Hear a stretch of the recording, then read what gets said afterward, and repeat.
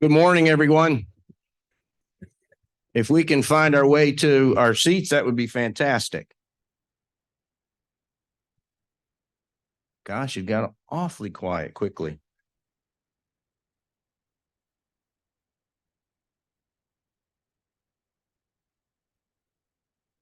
Bill, I'm getting a little bit of feedback.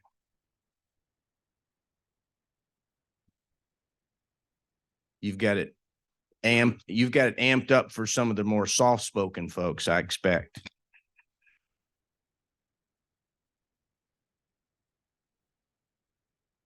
I was told, I think it was last week, after the interview, or maybe during prepping for the interview, they said, Vernon, you're kind of known for talking a little too long.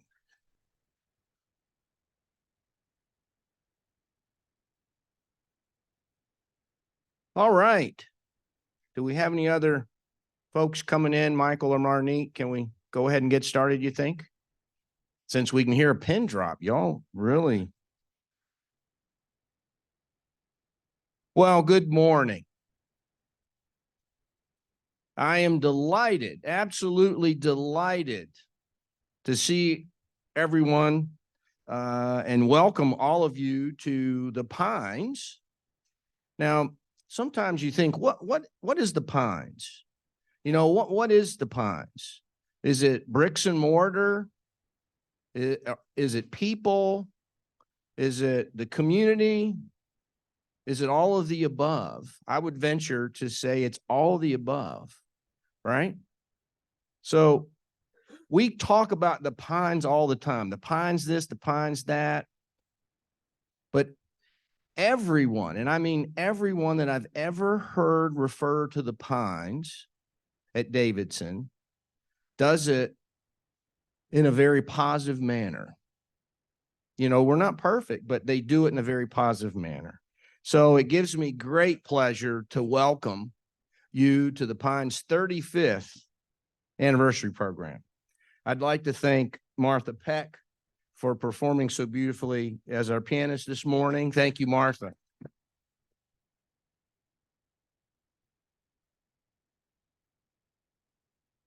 We're absolutely so pleased and grateful that we can be together to celebrate again the Pines 35th, 35 years of serving the members, you and all the other members of our community, and absolutely honor all of those who helped create such a special place.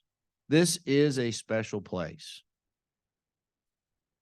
And on this exact day, in 1988, the Pines officially opened its doors.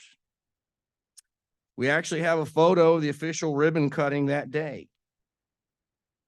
Right down here to my left, your right. And also in our front lobby, we have additional photos from that day taken by Jane Campbell, our town commissioner, who was then a student at Davidson College. You know, a lot of you have connections with Davidson College, and it's a beautiful thing to see the folks that worked there, graduated from there, had connections, had family, and folks that left like Jane did and then came back. Jane did an excellent job capturing the excitement and bright smiles of those early leaders of the Pines.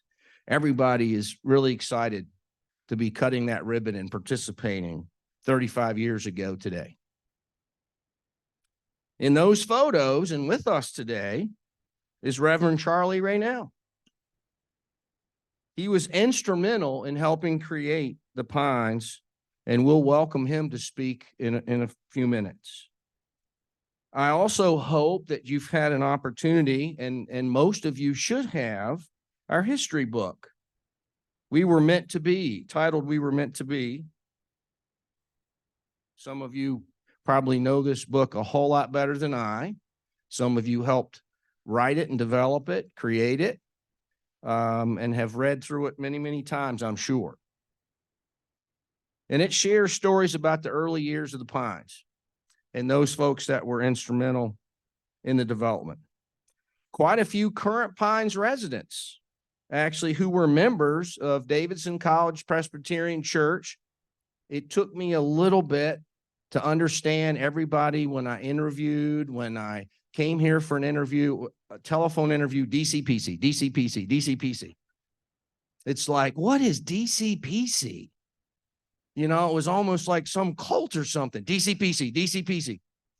So it took me just a brief moment, again, when I was getting to know the Pines and all about the Pines, about Davidson College Presbyterian Church. And all those others that lived in town dedicated significant time and resources to establish the Pines. So we are so grateful for all those folks. And actually, their names are on plaques downstairs. And again, we're so grateful to all of them for helping create our special community. And there are many residents here who have seen the Pines grow over the years. They include, just a few, they include Barbara Stark, who moved to the Pines in 1997. Is Barbara here today? There she is in the second row. One of my first meetings with Barbara, and we only have about 390 people here, but one of my first meetings with Barbara, she said, "Do you know my name?" And I didn't. And I was embarrassed. But she is very, very proud to be associated and to live here. And that's the reason that she wanted me to know her name. And I really appreciate her pointing that out to me, that I should know her name after I got over my embarrassment. So she moved here in 1997. Kathy Walker, is Kathy with us? Some folks have come over. Kathy Walker came in 1998. Sam Maloney came in 1999. Sam's up here, and we're going to hear some remarks. He'll speak shortly with us. And Paula Kelton, I saw Paula come in. I'm not sure where Paula, front row here. Paula Kelton moved here in 2002, and whose husband, John, chaired the campaign to build the Pines. Chaired the campaign to build the Pines. We are so very excited to be celebrating 35 years of the Pines with you. All of us are beneficiaries of many dedicated, hardworking individuals who had a vision and determination to create and grow the Pines.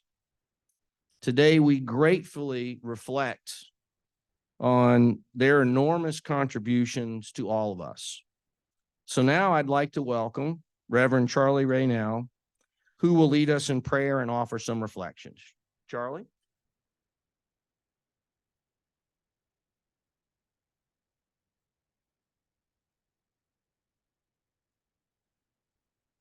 Thank you, Vernon and Motria, for pulling this together and inviting me to be a part of it. It's a happy moment for us all, I am sure. I think that the main purpose, as I am given to understand it from Vernon and Motria, is at our celebration of the first 35 years of being open, to really encourage us in gratitude and thanks for the gifts that Vernon has already mentioned, and to think deeply about our residence here with thanksgiving. And I dare say also to think about our stewardship of these gifts that naturally flows from our thanksgiving. So those two thoughts that I'm praying for with you now, thanksgiving and stewardship. Let us pray. Everlasting God, our help in ages past and our hope for years to come, we bless you with joy today and thank you for the strong assurance of your steadfast love so readily given to us in our homes in the Pines at Davidson. We give you heartfelt thanks for the officers and staff members of the Pines in administration and in finance, in healthcare and wellness, the encompassing assurance of their care for our whole lives in body, minds, and hearts.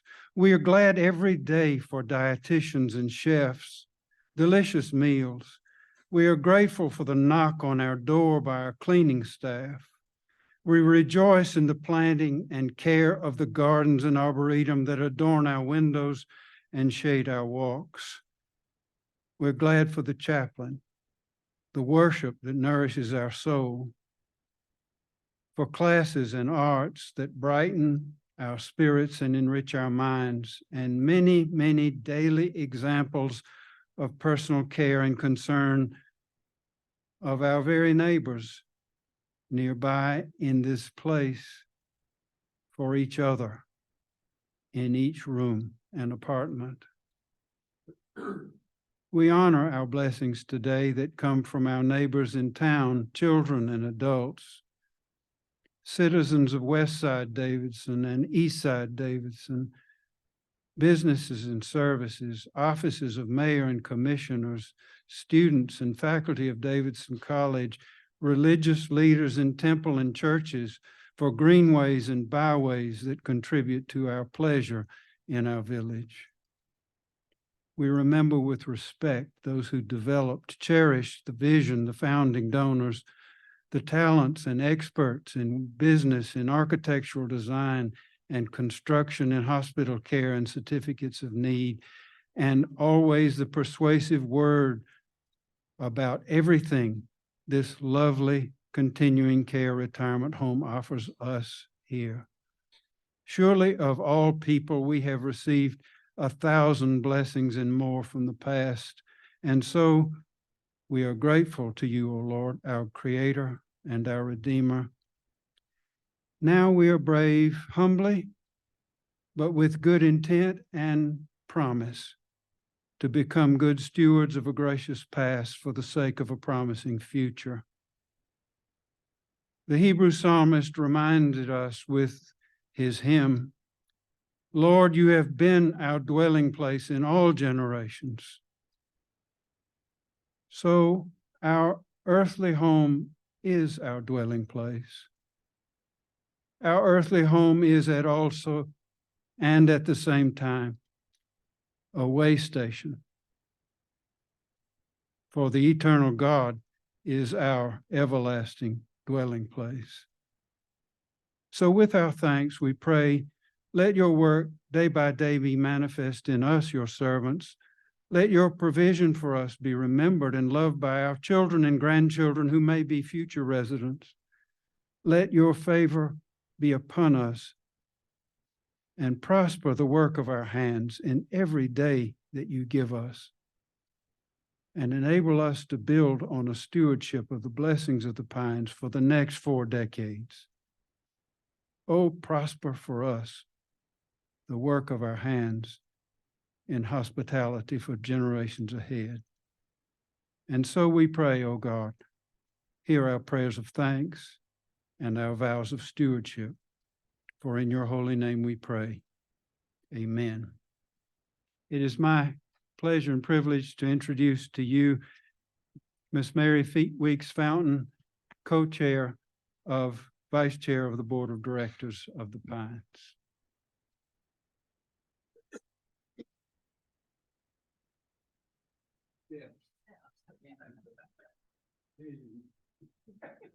Well, I have problems with that too. I have big words and glasses still. Good morning. I am happy to be here today to celebrate the 35th anniversary of the Pines. Most of you will not know about my early knowledge of the Pines and its creation and operations. I've worked at Sterling Capital Management for over 38 years. We were a very small company in my younger days, and I became aware of a project that Bob Avenger was working on. It was the Pines. I used to see a young Harrison Marshall running into the conference room to meet with Bob. Some of you may remember Harry Wolf, who also worked at Sterling and was an early board member. I was familiar with retirement communities. My father was on the founding board of a retirement community developed by Howard Memorial Presbyterian Church in Eastern North Carolina. I don't know if you may have heard of Tarboro. My grandmothers, my great-grandmother, my great-aunt all lived and thrived there. They all participated in all parts of the community, independent living, assisted living, and skilled nursing. So from a pretty young age, I have seen and preached the benefits of a retirement living community. I hope y'all can hear me. Skip forward 20 years. Bob introduced me and Sterling to David Rainey, who was the CFO, as y'all all hopefully know, of the Pines, who was looking for a fixed income manager for the Pines bond portfolio. We started working with the Pines in 2008. David invited me several times to present to the board to review the state of the economy, particularly in 2008 and 2009. Interesting times that fortunately we all got through. I also had an opportunity to hear David speak so professionally about the Pines in meetings with Fitch, our bond credit rating company. 3 years ago, David called me to ask me to join the board of directors. It has been 3 years of learning and listening. It was interesting to participate in a board meeting over Zoom. Thankfully, we're meeting together in person and we're all here to get together in person. Then a little over a year and a half ago, my mother moved to the Pines to be closer to my sister and me. We are all in. It has been a pleasure getting to know residents, management staff, and board members, and I look forward to meeting more of you. In preparation for my remarks this morning, I read through We Were Meant to Be 20th Anniversary History of the Pines on the website. I know there's a lot of books running around. I definitely would read it if you have not read it already. A lot has been accomplished over these 35 years. Importantly, previous boards that had the foresight to prepare a long-range plan for the Pines. These strategic plans have guided the Pines to where we are today. It's a wonderful place. This year will be an exciting year for the Pines as we work on the next strategic plan. We have a good team of board members, management, and residents, and led by Paul Leonard. I look forward to serving with him and others. It's a wonderful opportunity to build on what is great at the Pines and give us the roadmap to lead us to the future. I'll conclude by saying congratulations on the last 35 years and wishing continued success for the next 35 years. And now I'm going to invite Dr. Sam Maloney, a resident of the Pines since 1999, and the James Sprunt Professor Emeritus of Religion at Davidson College. Thank you.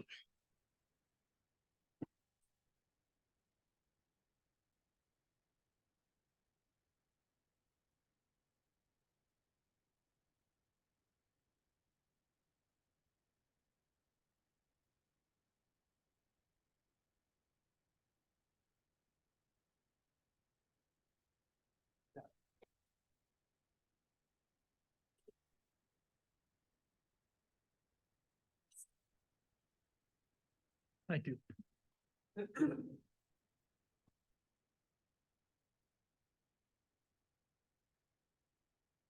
Taught 40 years at Davidson College without a microphone. I'm not sure I need one now. Vernon, I guess you asked Motria to put together this program to celebrate our 35th anniversary. You have every right to question her sanity. Who in their right mind would ever consider asking a 99-year-old man, the oldest man at the Pines, to speak on a public occasion now?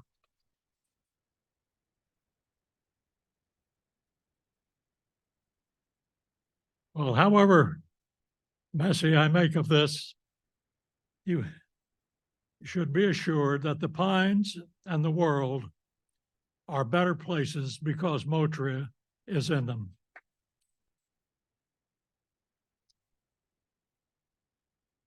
Walking home from a church service on Larimer Road about 50 years ago in the mid-70s, 1970s,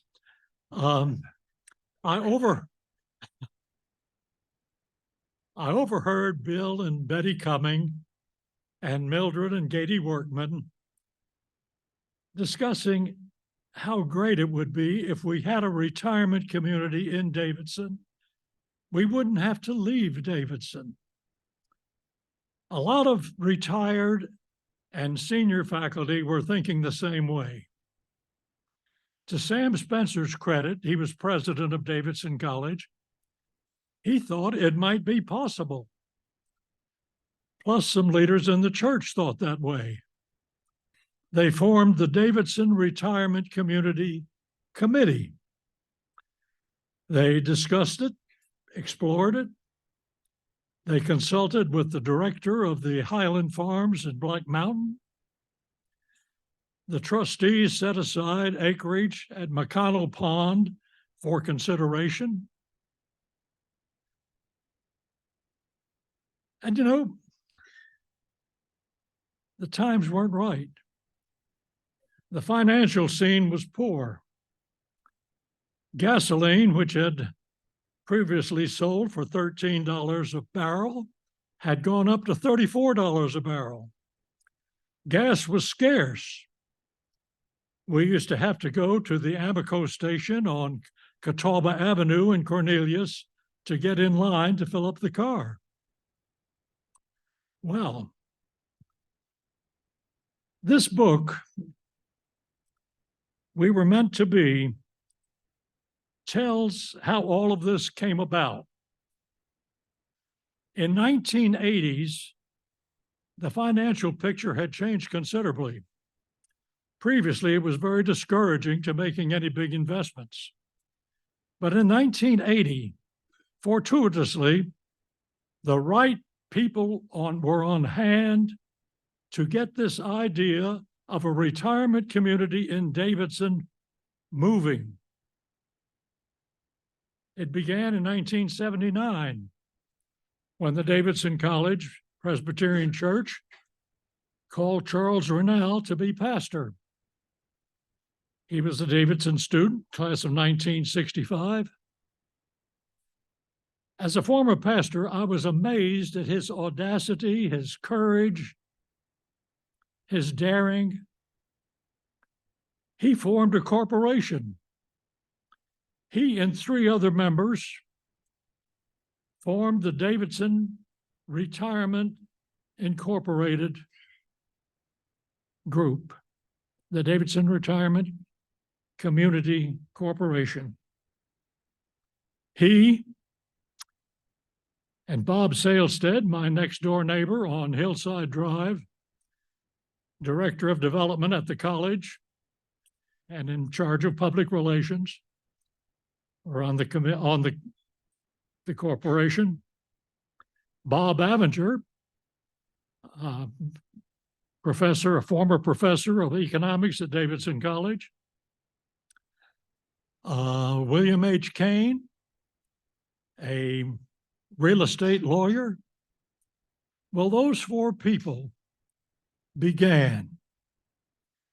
By the end of the year in 1983, they had started, I think, in February, that 4 had grown to 25 carefully selected experts in finance, in banking, in real estate, in hospitals, in nursing centers, and in places like the Pines. Bob Avenger, became president of that group of 25 aboard. Lawrence Kimbrough, a banker, was secretary treasurer, and they took off. As one who was looking on, I thought they made a lot of great decisions and avoided a lot of poor ones. For example, they chose 47 interior acres with no road access to them. The former Thompson Farm, you remember Thompson Road, the Thompson House was at the south end of that road. Over 33 acres offered by the college on McConnell Pond and Concord Road. They avoided becoming a part of the Synod of North Carolina's Presbyterian Homes Group. They chose independence, and I thought that was wise. Well, they worked steadily, long and hard, under the very fine leadership of Bob Avenger, though Jane was active and concerned about the nuances, the atmosphere, and the beauty of what was to happen. 3.5 years after those four men incorporated, Russell Knox, the mayor of Davidson, Bob Avenger, Betty Cumming, Charlie Bernal, and John Kirkendall, the president of Davidson College, all from DCPC, broke ground to begin construction of the Pines at Davidson. At the groundbreaking ceremony on October the 12th, 1986, Betty Cumming spoke in behalf of the incoming residents. To the board, she said, "Many of you are much younger than we, much busier, and your labor and generosity has been selfless and fine. Because of you, we are beginning the last chapter of our lives with a sense of security, of adventure, and joy." 21 months later, July 18th, 1988, the Pines opened its doors to residents. DCPC's 1983 top mission project of the church succeeded. Thank you, Charles. Bill Cumming, as the picture shows, was among those cutting the ribbon. I'd like to say a word about my close friend, John Kelton, and his role in the Pines. He was an early member of the board. But Davidson College Presbyterian Church wasn't very large. No more than, I don't think they had probably 400 members, including children. But they needed to kick this thing off with a financial commitment. And they set a goal of $750,000, more than twice the annual budget of the church. And they ventured out and they called upon John Kelton to lead the campaign. Well, if you know John, he has a light, casual, enthusiastic leadership style that was contagious. He took all the members of the church, made them up into little groups, and handed them out to his friends to go visit. I enjoy making a lot of those visits to ask people for funds or pledges. Within a month, they had taken over the $750,000, helped, of course, by the pledge gift of $150,000 by William Howard Jeton of the Piedmont Bank and Trust Company, whose picture, along with his sister Sarah, are in the lobby. Well, the church provided the money to start the ball rolling for that committee, a board of 25 people to work with and bring in others.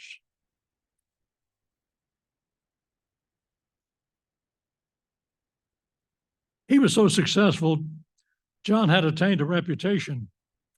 When the town wanted to build a library on the green, the college property, John raised the funds to do it, and it was oversubscribed. And later, an even larger amount.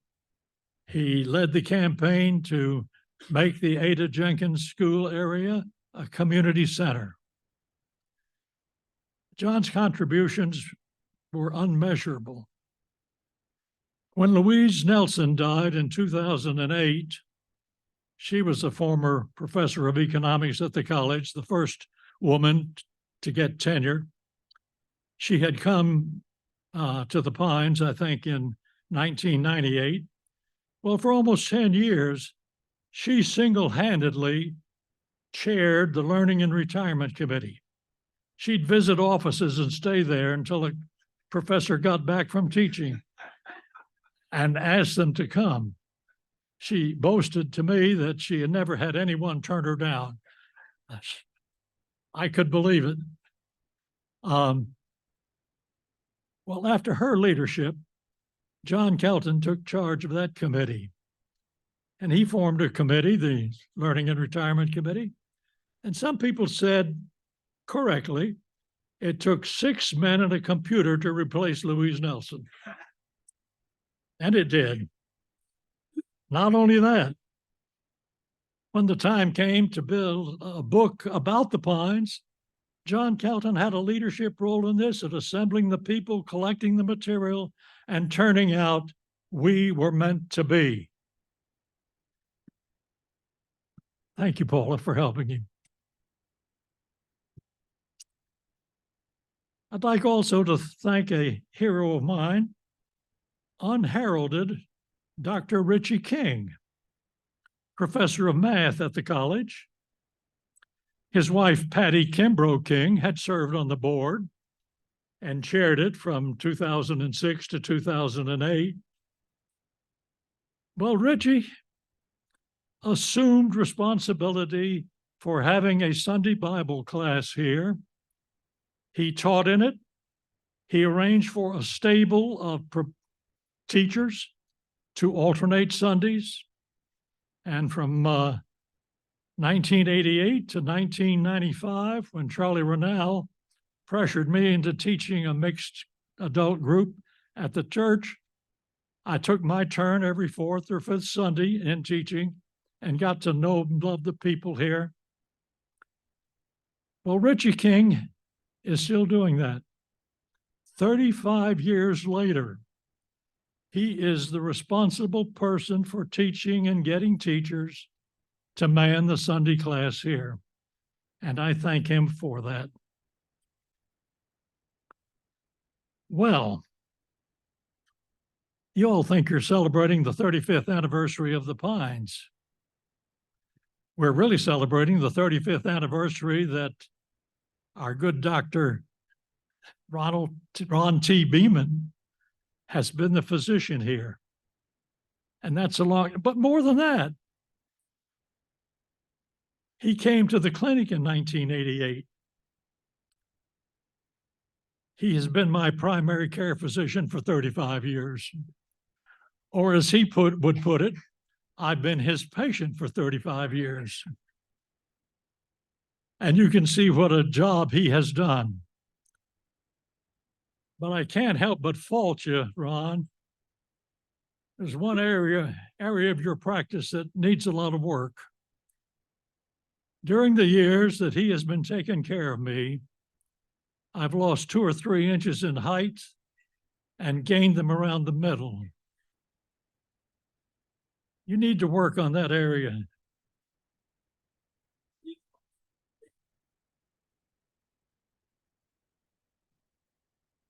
Well, this past week, he prescribed a new medicine for me. I said, okay, what's this for? And he says, so that you don't need other medicine. I said, what? I'm taking medicine so as not to take other medicine. Okay, that's his logic. Most of the years that Dr. Beeman practiced, he determined how much time a patient needed, not the agency he worked for. Ann and I knew that when we made appointments, say at 3 o'clock in the afternoon at the clinic, that we wouldn't see him until 5:30 or 6 when the clinic was closing. Well, some people couldn't take that, but to me, I'd always take a good book, and it was quality reading time. Thank you, Dr. Beeman. And there was a time that Ann was ready for her annual physical. And so I took Ann to see him, and he started out saying, "Now, Ann, I've got 3 things I want you to remember and repeat back to me in a little bit." Okay. A blue car, a red dress, and a yellow pencil. Then he would thump her chest and listen to heart and lungs and say, "Okay, now, Ann, what were those 3 things?" Well, she had no idea. Well, the examination continued until it was time for the pelvic exam. And so Dr. Beeman and the nurse ushered me out of the room. And I was standing at the nurses' center, and I heard this uproaring laughter coming out of the examination room. The nurse and Ann and Dr. Beeman with his wonderful laugh. And they emerged laughing. And I said, "What in the world happened in there?" And Dr. Beeman said, "Do you know what your wife asked me? I was performing the exam, and she said, 'Dr. Beeman, does your mother know what you do for a living?'"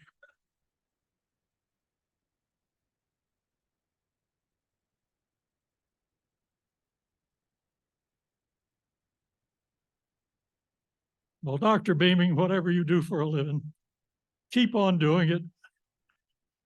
The Pines needs it. I need it. Happy 35th anniversary, everyone. And now, Dr. Beeman, it's your turn.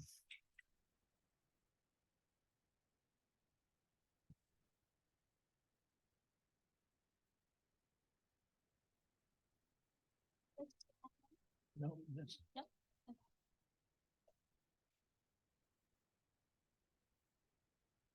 For 3 years, I haven't walked up or down steps, and that's probably true for some of you.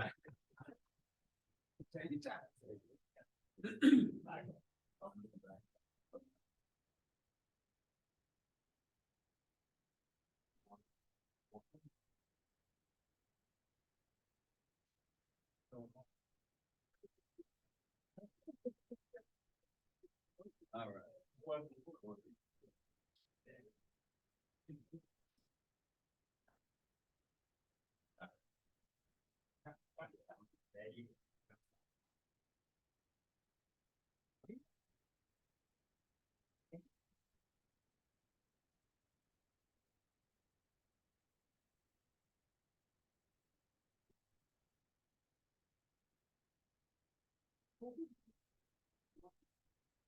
Good job, Sam. Good job. Good morning. Good morning. I start off by thanking you all for this opportunity to sort of share with you some memories and reflections of 35 years here at the Pines. 35 years is a long time. It is. And so I'm excited about sharing. But before I do that, you just heard Sam Maloney talk, and I've told Sam for years, and I continue to say this, Sam, when I grow up, I want to be just like you. I do. I do, Sam. Just to kind of give you an idea of what I'm talking about, probably about 9-10 years ago, Sam might have been in his 90s. He came over to see me for a routine exam. And I said, "Sam, how you doing?" "Good, good." I said, "Anything exciting going on in your life?" He said, "Just got back from Texas." I said, "Wow." I said, "How was the flight?" He said, "Flight?" I said, "I drove." I said, "Okay." I said, "Well, how many people went with you to share driving?" He said, "I went by myself." All the way to Houston. That was Sam there. And that's just kind of who he is. We have renamed Sam. He's the mayor of assisted living there. So we'll see if anything comes along with that, Sam, but thank you there. Been asked to give some reflections about the early years of the Pines. I'm going to start off talking about some of the leadership during that time, but most importantly, just kind of sharing with you just how amazing this journey has been. Initial team consisted of Eddie Muller, who was the chief executive, David Rainey, who most of you all know and knew of, who's Chief Financial Officer. Sue Tatro was the first Director of Nursing there. And then sort of on a borrowed basis, a guy by the name of Zach Zapak. Zach was sort of the project manager. He had come over from what is now Atrium, but then was Carolina's medical, just to sort of help guide us because he had been involved in getting some new organizations like this started. A guy by the name of David Ratchford was head of the publicity and trying to get folks to come on board. And then there was a young fella.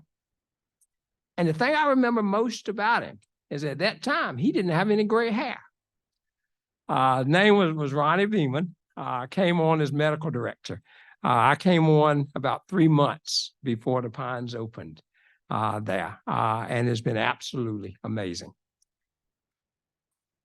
As I reflect on those 35 years, there's 2 descriptive words that I think kind of says it the best.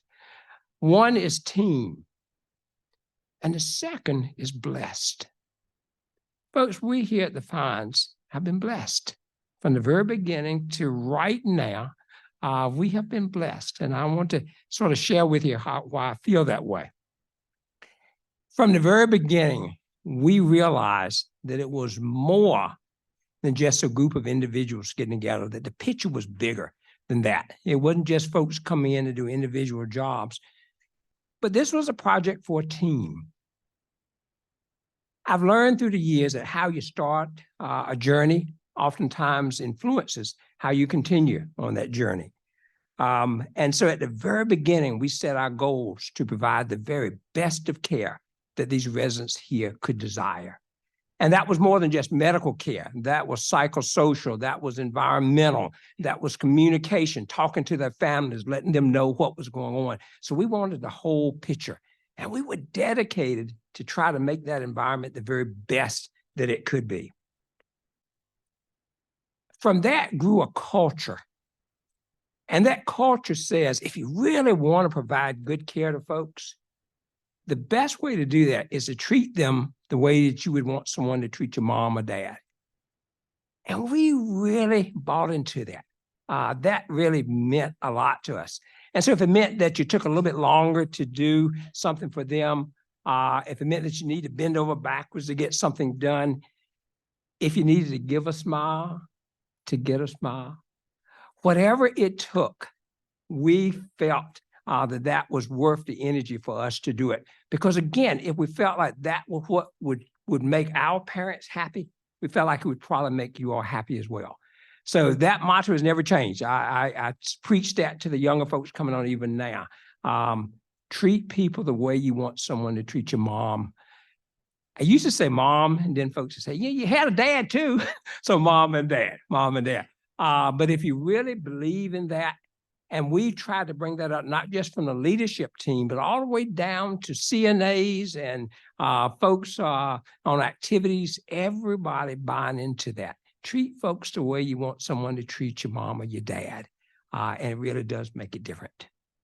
A good example of that in the book that Sam was talking about, we were meant to be, in those first 3 or 4 nights when the Pines first opened, there was only about 2 or 3 people here. And Sue Tatro slept on a cot on the floor beside one of the earliest residents just to give her that reassurance. That was Nancy Pehoff. And Sue actually stayed there and slept on the cot at night just to give her that reassurance. That's treating somebody like you'd want someone to treat your parent. I have the opportunity now to help with the onboarding process when new folks come in from to join the Pines here. And one of the things that I share with all of those is that the Pines has been and continues to be an amazing classroom. I said, if you're willing to open your eyes and look, you can learn a lot from these folks here at the Pines. From the very beginning, the team and the staff, we're encouraged to look and learn from this environment. We would often see the friendly side of aging, such as good health, mobility, engage in social behavior. We would see people who would get ill but make a full recovery. That's what's exciting. Well, we also saw some of the enemies of aging, including bad arthritis that would take away your mobility, strokes, dementia, cancer. Our focus was and always has been on quality of life. And so in the early years, we joined on with hospice to kind of work along with that there, just again, so that we could provide that quality. Now, over the years, we have tried very hard to bring on even more specialties to the campus just to make it easier for access. We now have dental, we have dermatology, we have podiatry, and it just makes it a little bit easier as we age in place, not having to leave the campus to go out. Now, remember when you all were in your 20s and you had relatives or you had neighbors who were in their 60s and 70s and 80s, and we thought, man, they're ancient. Well, let me tell you, the Pines folks teaches us all the time that folks who are in their 60s and 70s and 80s, seeing those ages get younger all the time. We have folks now in the 80s and 90s, and some folks who passed that 100 mark. The very first person here to turn 100 was Parker Terhune. Parker Terhune, December 23rd, 92. And the reason that I remember that is because we made a really big thing of that. But since that time, we've had so many folks who've crossed that milestone. The oldest resident that we had here, Foy Ingram, I used to say, Miss Foy, please give me your secret. Just tell me this longevity thing. Tell me. And she would continuously look at me and she said, Dr. Beeman, you don't want to know. I said, Foy, come on, help me out, come on. She said, you don't want to know. So Foy got to be 112.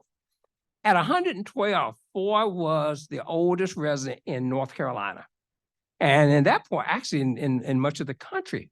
So at 112, I said, Foy, I can't take it any longer. Give me your secrets. I'm maturing. I'm getting old. I want to know. So finally, one day she broke down and she said, Dr. Beeman, first of all, never been married. Number two, never have any children. And number three, military. So very structured. And then she put this smirk on her face I had never seen before. And she said, well, Dr. Beeman, what do you think of that?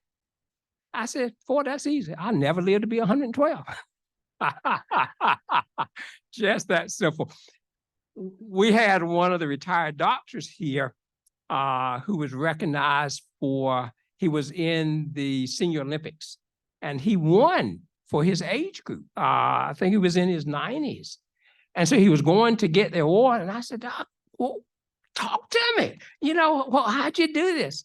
And he said, Dr. Beeman, when you get to be 90 and you run a race and you're the only one in that race, you say, it's easy to win.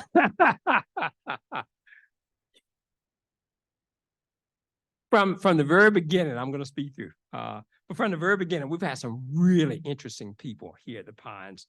Dr. Bill Cumming, as it has been alluded to, was a cartologist or map maker who was actually honored by the Queen of England. Dr. William Mattingly was the personal cardiologist for President Eisenhower. At one point, we had the national arborist was a resident here there. So we've had some really interesting folks. We've had lots of veterans. All the armed services have been represented. But there's a group of folks that I've never quite been able to figure out. And that's the members of the CIA. There was a group of them, and I used to say, guys, can I have lunch with you? I said, you all seem so interesting. I bet there's a lot you could say. And they said, I said, come on, man, I'll make time. Let's have lunch. They said, So finally one day, I kind of cornered one of them. I said, what is it? He said, Dr. Beeman, we like you, but you also like to talk. And they said, you get us around the lunch table and you get all of us talking. We may say something, then all of a sudden you may disappear. So we may have to take care of you if you get to know too much. So Even the ones from the CIA here now, I don't have lunch with. I've always felt that a good sign of success, that you're doing something right, is when relatives of many of our early residents decide to actually make this their place when they retire. And we've got a number. John Kirkendall had family here. Paula Kelton, Mary Kelton, had family here. Marion Thomas had family here. Jean Johnson had family here. And now up on in the health center, Marie Weingarten, whose dad was a cardiologist for Eisenhower, Dr. Mattingly. So I've always thought that, if we've done well enough that you want to come be at the same place as your parents, that's a good sign. That's a good sign. One of the things that has always impressed me about the Pines, and it continues to impress me, is a decision by the Pines to never feel that we have accomplished all that we need to accomplish. That we never feel or sense that we can sit back on our laurels and our past achievements and that's going to be okay. As you all well know, there's always changes going on. They're talking about a new plan coming up soon, but that's good because that makes for a thriving community. That makes for good learning and good change. Now, almost finished. The second descriptive word for those early years is blessed. Y'all, we've been blessed. We all have here at the Pines. I remember some of our early meetings where we would sit around and we would have prayer before we started meeting, and we still do at some of our committee meetings. And we would always pray that we were blessed to make good decisions, not just with our head, but with our heart, because that actually can make a difference. And I truly believe as we look around the Pines now, so many different areas, be it medical, administration, activities, all of those, I think, have been guided through the years by God's presence. And it really does make a difference. So, as I close, I would say to the Pines, thank you. I remember 35 years ago, Dr. Bill Williams, who was my mentor, mentioned to me that there was a nursing home going up in Davidson called the Pines. And he thought I might have an interest. And he said, why don't you go check it out? Little did I know that 35 years ago, what a truly wonderful experience. And not unique to me. This is for everybody who's been around. Just an amazing experience and how it would enrich my understanding, the other folks, the team that works here understand, and our appreciation for the chronologically gifted. Thank you.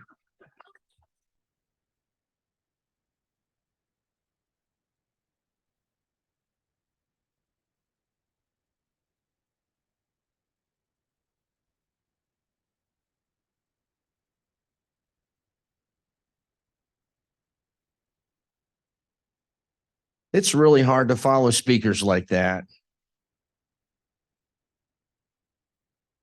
I'm very humbled to be part of such a wonderful, special, blessed organization.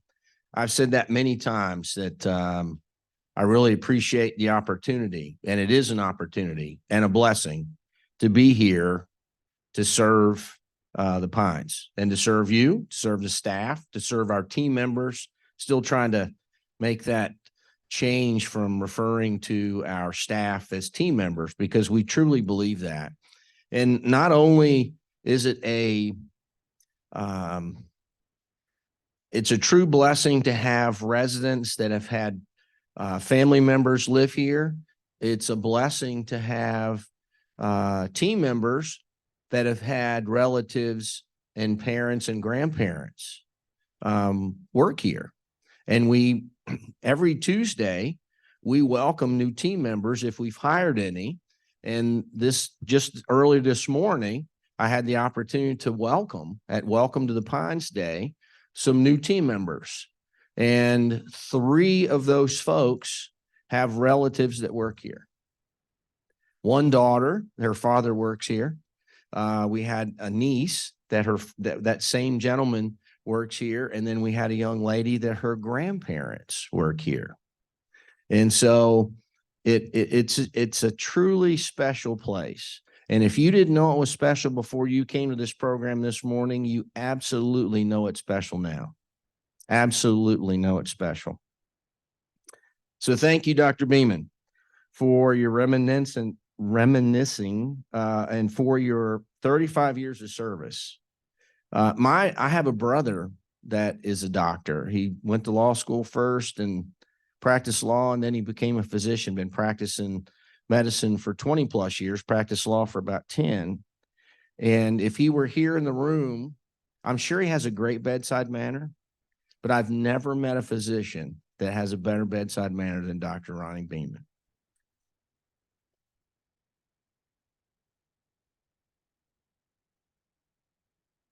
The Pines is a special place because he has helped it be a special place, and he's had such great influence. And as he said, we have invited him to be part of another onboarding process, Life at the Pines. I couldn't remember other than Welcome to the Pines, but we have Welcome to the Pines, which is the team members' first day. Life at the Pines is within their first 90 days. We hope for folks to join us there, and Dr. Beeman participates in that process. I'd also like to recognize a few other team members who've worked at the Pines for more than 20 years. Please stand if you're here with us. Meredith Hunter and Janice Dalton, who joined the Pines 33 years ago.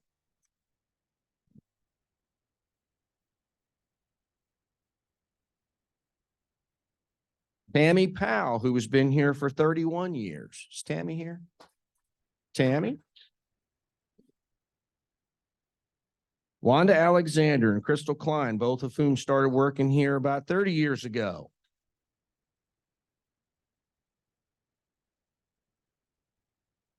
Several more team members who've been here for more than 20 years. Stuart McCatherine, Corietta Harvell, Justin Hubbard, Jan Parson, and Stephanie Klontz.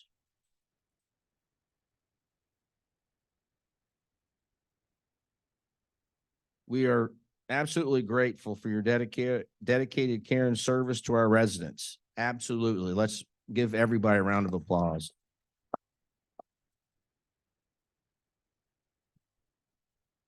Also, our Residents Association and volunteers who've been instrumental in helping the Pines improve and grow stronger over the last 35 years. So many residents have engaged creatively and with deep affection to help our community be great. I've witnessed many positive changes just in the last 2 years I've been here due to collaborative efforts by our residents, board members, leadership team, and team members. We're excited about what the future has in store for us. As you heard mentioned through Mary Weeks' comments, we are currently working on not only updating, it's creating a completely different strategic planning process. We're doing something we've never done before, approaching it like we've never done before. We're involving you more than ever before. We're involving the community, lots of stakeholders, our partners in finance and real estate, and all the different areas that we feel like that is going to help us to develop who the Pine wants to be and what we need to be and want to be over these next 35 years. So imagine together as a team, as Dr. Beeman referenced, team and blessed. Just imagine what we can do together for the next 35 years. We're very appreciative you could join us today. We look forward to celebrating more anniversaries with you. If you're able to join us here in this same room later today at 4 o'clock, we're going to have a special anniversary wine and cheese reception. And thanks so much to coming this morning and helping us celebrate 35 years. Thank you so much.